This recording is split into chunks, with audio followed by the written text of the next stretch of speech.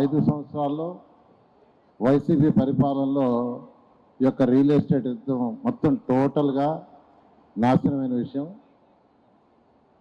దానికి కారణం గత ప్రభుత్వం యొక్క ఆలోచనలు, దుర్మార్గ పాలన.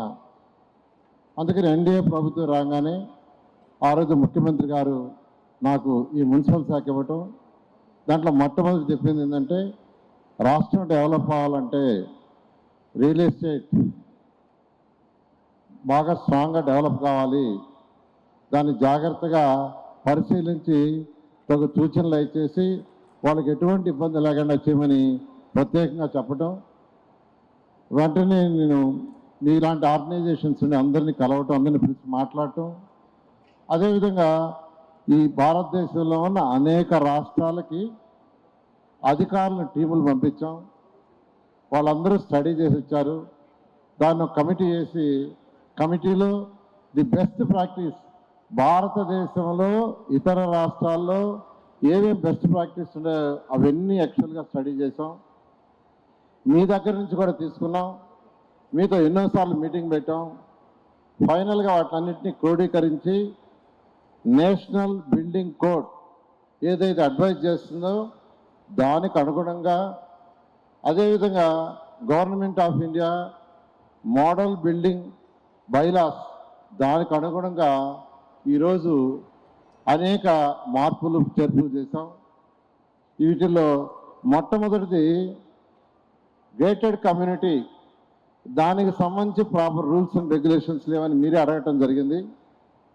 అయితే గ్రూప్ డెవలప్మెంట్ స్కీమ్కి ఏదైతే రూల్స్ అండ్ రెగ్యులేషన్స్ ఉన్నాయో సేమ్ రూల్స్ వర్తిస్తాయని దానికి సంబంధించి ఈరోజు మార్నింగ్ జీవో ఇవ్వటం జరిగింది.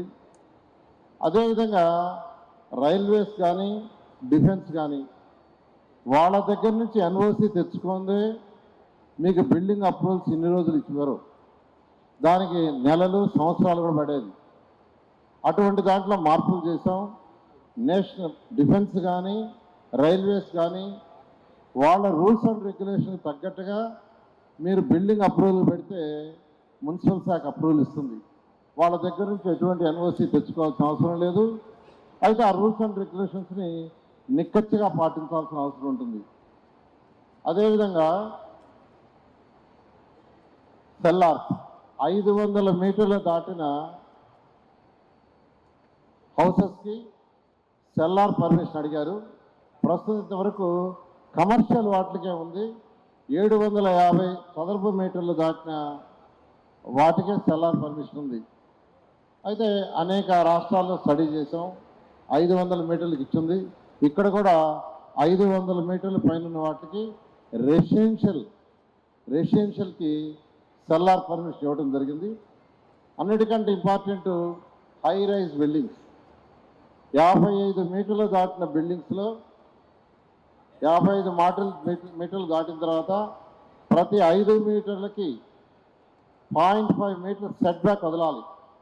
ప్రతి 5 మీటర్లకి ఎంత లెంత్ పెరుగుతూ ఉంటే ప్రతి 5 మీటర్లకి 0.5 పెరగాలి. అలా కాకుండా దాన్ని ఒక లిమిట్ చేసాము. అది 55 నుంచి 75 మీటర్ల వరకు అయితే 17 మీటర్ల సెట్ బ్యాక్. అదేవిధంగా 70 పైన 120 మీటర్ల లోపలైతే 18 మీటర్లు.